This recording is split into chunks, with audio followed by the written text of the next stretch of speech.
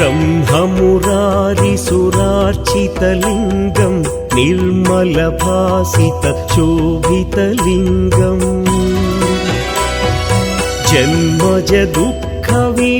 जन्मजदुःखविनाशकलिङ्गं तत्प्रणमामि सदा शिवलिङ्गम् देवमुनि भाषितशोभितलिङ्गं जन्मजदुःखविनाशकलिङ्गं तत्प्रणमामि सदा शिवलिङ्गं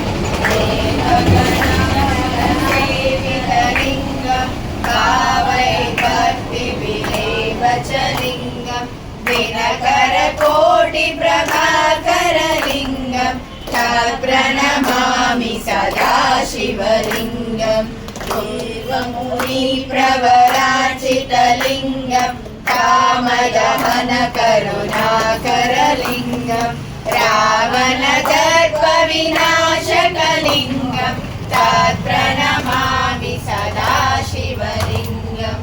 अष्टदलोपरिवेशितलिङ्गं